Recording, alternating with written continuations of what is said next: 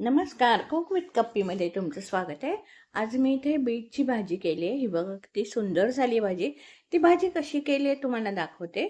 चला तर मग बघूया आपण। हे बघा इथे मी 4 ते 5 बीट घेतलेले, धुवून घेतले छान। आणि आता काय करणार आहे, ते बीट ना सोलून घेते। काय काय जणांना बीट नुसतं खायला आवडत नाही, त्याच्यामुळे अशी भाजी केली तर खूप छान लागते भाजी। करून बघा एकदा। हे असे सगळे बीट सोलून घ्यायचे। ह्याची कोशिंबीर सुद्धा करता येते। आणि ही बीटाची भाजी मी तुपावर फोडणी घालणार आहे। हे बघा अशा प्रकारे सगळे बीट मी सोलून घेतलेले आहेत। त्याचे देठ आणि शेपटी काढून घ्यायचे।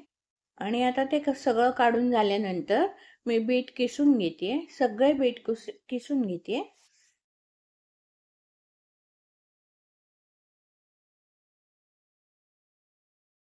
हे बघा असं किसून घ्यायचं किसणीने।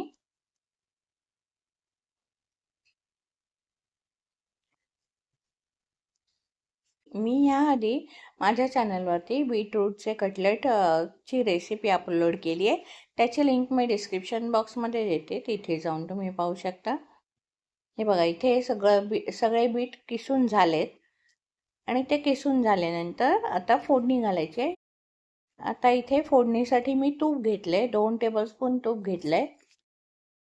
तूप काढल्यानंतर त्यामध्ये 1 ते 1.5 टीस्पून जिरं घातले। त्याच्यानंतर हिरव्या मिरच्या घातल्यात। मी इथे 4 ते 5 हिरव्या मिरच्या घातले। तुम्ही तुमच्या चवीनुसार कमी जास्त करू शकता। आणि त्यानंतर काय केले, त्या फोडणीमध्ये हे किसलेलं बीट आहे ते बीट घालून छान परतून घ्यायचे।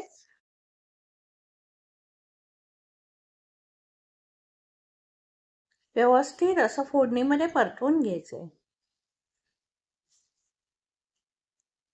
आणि ते परतून झाल्यानंतर 1-5 मिनिटासाठी त्याच्यावरती झाकण घालून ठेवायचे। बीटला थोडी वाफ लागली पाहिजे, बीट कच्चं आहे ते शिजायला हवं म्हणून। हे बघा आता मी झाकण काढून पुन्हा ढवळून घेते बीट हे।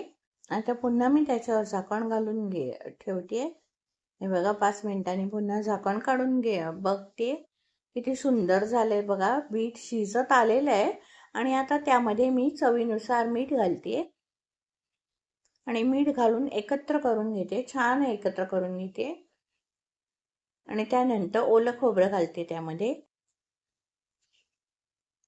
ओलं खोबरं घालून पुन्हा व्यवस्थित एकत्र करून घेते। ही बघा गुलाबीसर असं खोबरं किती छान दिसतंय, भाजी किती सुंदर दिसते बघा बीटची। आता 1-5 मिनिटासाठी झाकण घालून ठेवलं होतं मी। हे बघा 5 मिनिटानंतर झाकण उघडून बघते, भाजी ढवळून घेतली आहे। इथे बीटरूटची भाजी तयार झालेली आहे। झटपट होणारी भाजी आहे ही, पटकन होते।